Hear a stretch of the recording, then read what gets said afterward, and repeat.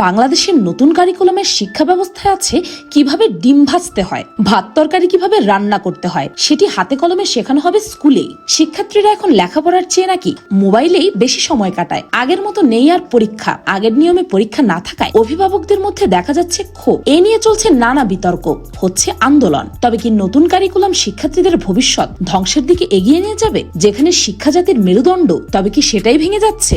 কোনো পড়াশোনা হয় না, কোচিং ভিত্তিক হয়ে গেছে। বাচ্চাদের গ্রুপ ওয়ার্কের নামে বাসায় সারাক্ষণ তারা মোবাইল নিয়ে পড়ে থাকে।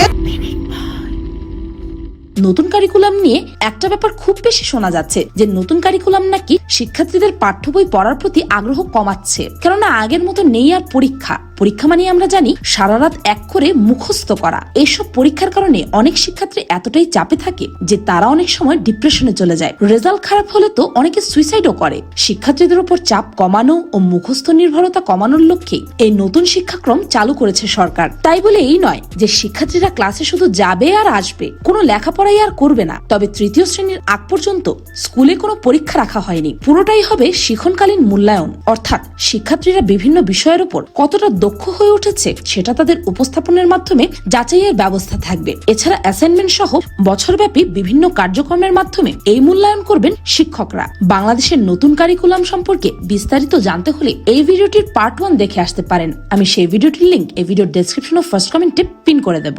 এখনো সেই মুখস্থ বিদ্যার ধারাটা থেকে পুরোপুরি বের হয়ে আসতে পারেনি। সবার অংশগ্রহণটা সমান না। এবার আসা যাক এই পার্টে। আপনারা নিজেই ভেবে দেখুন তো, তৃতীয় শ্রেণীর আগে এই ছোট্ট ছোট্ট বাচ্চাদের কি আসলে এত কিছু পড়ে প্রতি সপ্তাহে ক্লাস টেস্ট থেকে শুরু করে একটু পরীক্ষা দেওয়ার দরকার আছে? সে সময়টা তো বাচ্চাদের মাত্র খেলার ছলে লেখাপড়া করার বয়স। কিন্তু আমরা উল্টো 4-5 বছরের একটি বাচ্চার উপর চাপিয়ে দেই সারা দিন রাত এক করে পড়ে ক্লাসে ফার্স্ট হওয়ার চিন্তা। চিকিৎসকেরা বলেন পিঠে ব্যথা এবং সোজা হয়ে দাঁড়াতে না পারার কষ্ট নিয়ে শিশুরা তাদের কাছে আসছে। এদের প্রায় সবাই বলছে স্কুল ব্যাগের ওজন বেশি, বহন করতে হয় কষ্ট। বাংলা মিডিয়াম, ইংলিশ মিডিয়াম, সরকারি স্কুল, বেসরকারি স্কুল সহ সকল প্রতিষ্ঠানের শিশুদের কাছ থেকে তারা এমন অভিযোগ পেয়েছেন। এছাড়া লেখাপড়ার অতিরিক্ত চাপ শিশুর পরিপূর্ণ মানুষ হিসেবে গড়ে ওঠার পথে বিঘ্ন হয়ে দাঁড়িয়েছে। শিশুদের পড়াশোনা হওয়া উচিত বিনোদন নির্ভর, যেন শিশুরা আনন্দের সঙ্গে পড়াশোনা করতে পারে। তাই এখন সিলেবাস এমন ভাবে তৈরি করা হয়েছে যাতে বাচ্চারা স্কুলে যাওয়াটাকে চাপ মনে না করে, বরং আনন্দ বলে মনে করে। উন্নত বিশ্বের সাথে বাচ্চারা তাল মিলিয়ে চলার জন্য এটা আমার কাছে বেস্ট। আবার অনেক অভিভাবকদের মতে নতুন কারিকুলামের সবচেয়ে ক্ষতিকর দিক হলো শিক্ষার্থীদের জন্য বিভাগ পছন্দের সুযোগ তুলে দিয়ে একমুখী শিক্ষা চালু করা। আসলে একটি দেশের শিক্ষা ব্যবস্থা একটা পিরামিডের মতো। এই পিরামিডের সর্বনিম্ন স্তরে রয়েছে প্রাক প্রাথমিক বা প্রাথমিক শিক্ষা এবং উচ্চতর স্তরে রয়েছে মাস্টার্স ও পিএইচডি। প্রাথমিক থেকে শুরু করে শিক্ষার্থীরা যত উপরের ক্লাসে উঠতে থাকবে তাকে ধীরে ধীরে জটিল থেকে জটিলতর সমস্যার সমাধান করতে জানতে হবে। ফলে প্রাথমিক শিক্ষার লক্ষ্য হবে শতভাগ শিশুর অংশগ্রহণ নিশ্চিত করা। একইভাবে মাধ্যমিক থেকে উচ্চ মাধ্যমিক প্রতিটি স্তরেই অনেক শিক্ষার্থী ঝরে পড়ে যায় বা পিছিয়ে পড়ে, আবার অনেকে এগিয়ে যায়। কিন্তু নতুন এই কারিকুলামের কারণে সব শিক্ষার্থীরা একসাথে এগিয়ে যাবে। এছাড়াও অনেকে বলছেন নতুন শিক্ষাক্রমে বিজ্ঞান বিষয়বস্তু কমিয়ে দেওয়া হয়েছে।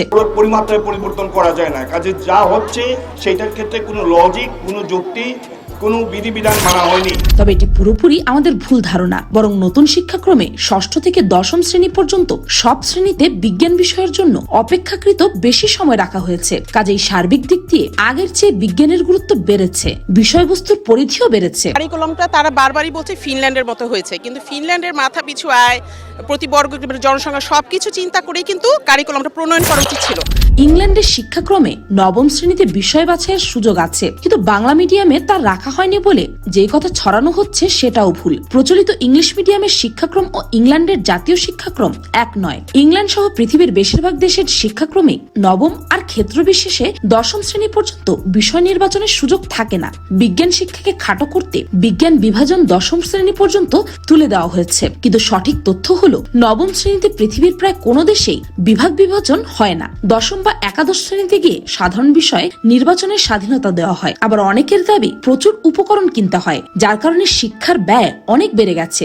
এই কথাও আসলে পুরোপুরি ঠিক নয়। অনেকে আবার বলছেন গ্রামের বিদ্যালয় উপকরণ পাবে না বা দরিদ্র জনগোষ্ঠীর উপকরণ কেনার সামর্থ্য নেই, এর ফলে বৈষম্য বাড়ছে। তবে শিক্ষামন্ত্রী ডক্টর দীপুমণি তার একটি ভাষণে বলেছেন তৃণমূল পর্যায়ে সহজলভ্যতা নিশ্চিত করেই উপকরণ, শিখন শেখানোর বানানোর পদ্ধতি ইত্যাদি নির্বাচন করা হয়েছে এবং প্রতিটি ক্ষেত্রে বিকল্প উপায় রাখা হয়েছে। এ কারণে বৈষম্য তো নয়, বরং গ্রামের বিদ্যালয়গুলো ভালো করছে। আমাদের নতুন শিক্ষাক্রম বাস্তবায়ন করলে কোচিংয়ের আর দরকারই হবে না। এছাড়াও গার্ডিয়ানরা যে বলছে যে আজে বাজে সরঞ্জাম কিনতে গিয়ে তাদের বেশি টাকা খরচ হচ্ছে, তারা একবার ভেবে দেখুন তো যে নতুন এই কারিকুলামের কারণে আপনার বাচ্চার কোচিং এবং গাইড বইয়ের খরচ লাগছে না। এ কারণে বৈষম্য কমছে এবং দরিদ্র শিক্ষার্থীরাও ভালো করছে, তারাও সুযোগ পাচ্ছে। এছাড়াও যারা ফেসবুক বা সামাজিক যোগাযোগের মাধ্যমে যেসব আইডি থেকে এই প্রচারণা শুরু করেছেন এবং বিষয়টিকে এখন একটি আন্দোলনের রূপ দেওয়ার চেষ্টা করছেন, তারা মূলত কোচিং ব্যবসায়ী। তার সঙ্গে যুক্ত হয়েছে নোট ও গাইড বই ব্যবসায়ীরা, কারণ তারা মনে করছেন নতুন শিক্ষাক্রম বাস্তবায়িত হলে তাদের ব্যবসা মার খাবে, সে কারণে তারা নামছেন। আবার অনেক অভিভাবকরা অভিযোগ করেছে বাসায় গিয়ে দলগত কাজ করতে হয়, যা বাস্তবে সম্ভব নয়, ফলে ডিভাইস নির্ভরতা বাড়ছে। এই অভিযোগ নাকচ করে দিয়ে শিক্ষামন্ত্রী বলেছেন সব দলগত কাজ বিশ্ববিদ্যালয়ে করার নির্দেশনা দেওয়া আছে, বাড়িতে কোনো দলগত কাজ দেওয়ার নির্দেশনা নেই। কিন্তু এখানে আমরা কোনো রান্না করতে দেই না। আমাদের যদি রান্না করতে হয় আমাদের বাচ্চাদের আমরা বাসায় বসে কিচেনে বসে রান্না করাবো।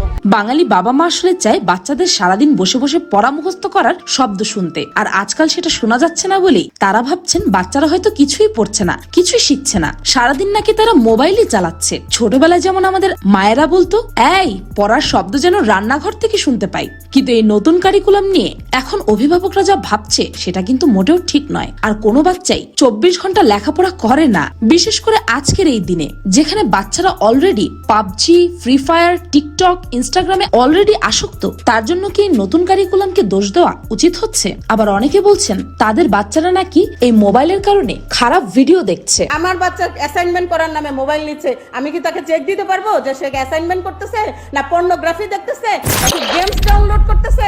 এখন এই প্রশ্নের উত্তরে বলতে পারি ছুরি দিয়ে আপেলও কাটা যায়, আবার ছুরি দিয়ে মানুষও খুন করা যায়, আর সেটা দিয়ে কে কি কাটবে সেটা তার উপর নির্ভর করে। আর যেহেতু এখানে বাচ্চাদের কথা বলা হচ্ছে, তাই এখানে মা বাবার দায়িত্ব সবার উপরে। এমন অনেক অ্যাপস আছে যেগুলো আপনার ফোনে ইনস্টল করে দিলেই আপনার বাচ্চা প্রয়োজনীয় এবং আপনার সিলেক্টেড কিছু সাইট ছাড়া অন্য সাইটে প্রবেশই করতে পারবে না। তাই গ্রাউন্ড লেভেল থেকে এই কাজগুলো মা বাবারই করতে হবে। তাছাড়া স্মার্টফোনে স্কুলের কোনো নোটিশ দেখা মানেই যে সে সারাদিন মোবাইল চালায় তাও কিন্তু নয়। এছাড়া অনেকে বলছেন বাড়ি থেকে রান্না করা কোনো খাবার আনার নির্দেশনা নেই, তাদেরকে নাকি বাবুর্চি বানানো হচ্ছে, ডিম ভাজা শেখানো হচ্ছে।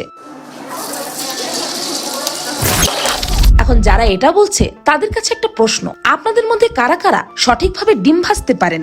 জীবন দক্ষতার অংশ হিসেবে শুধু একটি অভিজ্ঞতায় নির্দিষ্ট ক্লাসে রান্নার কাজ আছে। আমরা কোনো রান্না করতে দেই না। আমাদের যদি রান্না করতে হয় আমাদের বাচ্চাদের আমরা বাসায় বসে কিচেনে বসে রান্না করাবো।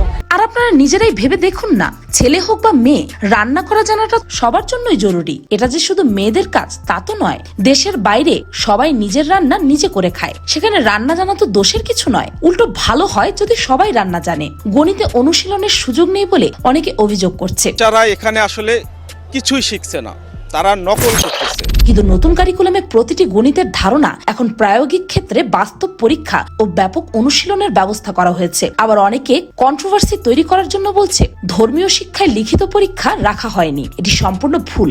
সব বিষয়ের জন্য একই পদ্ধতিতে মূল্যায়নের ব্যবস্থা রয়েছে, যেখানে লিখিত মূল্যায়নও অন্তর্ভুক্ত। আবার নতুন শিক্ষাক্রমে শিক্ষার দক্ষতা ভিত্তিক করতে গিয়ে বুদ্ধিভিত্তিক শিক্ষার সুযোগ কমে গেছে বলে অভিযোগ করা হয়েছে। কিন্তু নতুন কারিকুলামের মাধ্যমে আরো বুদ্ধিবৃত্তি বাড়বে, কেননা মুখস্থ নির্ভরতা বুদ্ধিভিত্তিক বিকাশ ঘটায় না। আমাদের শিক্ষা আটকে আছে পরীক্ষা এবং মুখস্থ পদ্ধতিতে। মুখস্থ পদ্ধতি দূর করতে সৃজনশীল পদ্ধতিতে প্রশ্ন প্রণয়ন করা হলেও মূলত মুখস্থ বিদ্যার প্রভাব থেকে ছাত্রছাত্রীদের মুক্ত করা যায়নি। আমরা যে শুধু মুখস্থ করে সার্টিফিকেট অর্জন করেছি, দক্ষতা অর্জন করতে পারিনি, এটা কেউই স্বীকার করছে না। বাচ্চাগুলোর ভবিষ্যৎ পুরো ধ্বংস, মানে ওদের মাথায় এখন আর কিচ্ছু নাই। রিলিজিয়ান পরীক্ষার দিন বাচ্চাদেরকে দিয়ে প্লে করানো হয়েছে। বিভিন্ন কর্পোরেট প্রতিষ্ঠান অন্যান্য দেশ থেকে দক্ষ লোক নিয়োগ করে। এর কারণ হিসেবে তারা বলেছে এদেশের ছেলে মেয়েদের মধ্যে দক্ষতার অভাব রয়েছে, আমাদের সন্তানেরা এখন দক্ষ হয়ে উঠছে, আর এটাই আমরা মেনে নিতে পারছি না। বিশ্ববাজারে প্রতিকূল পরিবেশে নিজেদের টিকিয়ে রাখতে পারছি না, কিভাবে মানুষের সঙ্গে যোগাযোগ করতে হবে সেটাও জানি না। আফসোস। তাই আমরা যেন বিশ্বের সাথে তাল মিলিয়ে চলতে পারি, সেজন্যই আনা হয়েছে নতুন এই কারিকুলাম। নতুন কারিকুলামের কারণে বাড়বে দলগতভাবে সবাইকে নিয়ে ভালো কিছু করার উদ্যোগ, থাকবে না একজনের থেকে অন্যজনের এগিয়ে যাওয়ার মনোভাব। কিন্তু দুর্ভাগ্য, অধিকাংশ অভিভাবক শিক্ষকেরা এখনো আন্তরিক হতে পারলো না। তারা চায় তাদের ছেলে মেয়ে বা তার স্টুডেন্টই শুধু ফার্স্ট হোক। দুই বন্ধু ইংরেজিতে কথা বলবে, সেটা এখনকার ইংলিশ মিডিয়াম গুলোতেও দেখা দেখা যায় না, কারণ শিক্ষকরাই তো ইংলিশে কথা বলতে পারে না। আমি 7-এর পরে এবার আমি যখন তাকে ইভ্যালুয়েট করতেছে, তুমি কি শিখলা, তোমার অঙ্ক বইটা আমি দেখি, পড়ালেখা করাই, তখন আমি দেখতেছি সে সাধারণ যে গুণ, যোগ বিয়োগ, গুণ ভাগ, এগুলো ভুলে গেছে। এছাড়াও নতুন কারিকুলামে রয়েছে আচরণগত মূল্যায়ন ও বছরে 2 বার বার্ষিক মূল্যায়ন। আচরণগত মূল্যায়নের কারণে একজন শিক্ষার্থী আচরণগতভাবে যেমন শুদ্ধ হবে, তেমনি ভালো মন্দ, ন্যায় অন্যায় বুঝতে শিখবে। বিভিন্ন পরিবেশে কিভাবে নিজেকে মানিয়ে নিতে হবে সেই দক্ষতা অর্জন করবে। যদিও এমন শিক্ষাক্রম বাস্তবায়নে শিক্ষকদের ভূমিকাই গুরুত্বপূর্ণ, তাই অনেকে অভিযোগ করেছে নতুন শিক্ষাক্রম সম্পর্কে শিক্ষকরাই তো তেমন কিছু জানে না, তারাই তো দক্ষ না। আমি এই পর্যন্ত অনেকের কাছে প্রশ্ন করেছি যে আমাকে শুধু বুঝান যে এই কারিকুলাম ভালো, আমাকে কেউ বুঝাতে পারে নাই, কারো কাছে আমি কোনো উত্তর পাই নাই।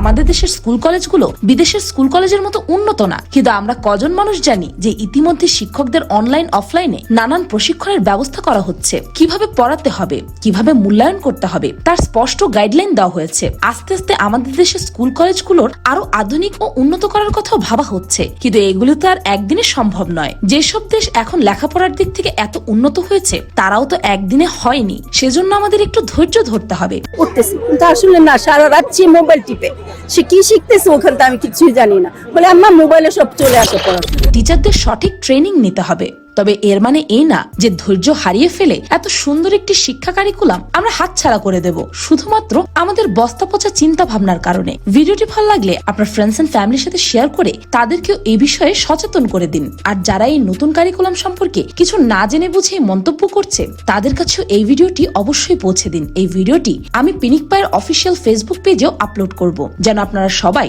এই ভিডিওটি শেয়ার করে সবাইকে সচেতন করে দিতে পারেন এই বিষয়ে। আর হ্যাঁ, এই ভিডিওটির ফার্স্ট পার্টের লিংক আমি ডেসক্রিপশন ও ফার্স্ট কমেন্টে লিংক করে দিয়েছি, এবং সেই ভিডিওটিকেও আপনাদের রিকোয়েস্টেই পিনিক পায়ের অফিসিয়াল ফেসবুক পেজে আপলোড করা হয়েছে। ইচ্ছা করলে সেটাও দেখে আসতে পারেন। আর পিনিক পায় চ্যানেলটিকে সাবস্ক্রাইব করে বেল আইকনে অল নোটিফিকেশনস অন করতে ভুলবেন না যেন। আমি ফাল্গুনি, আজকের মতো এ পর্যন্তই। দেখা হচ্ছে পরের ভিডিওতে।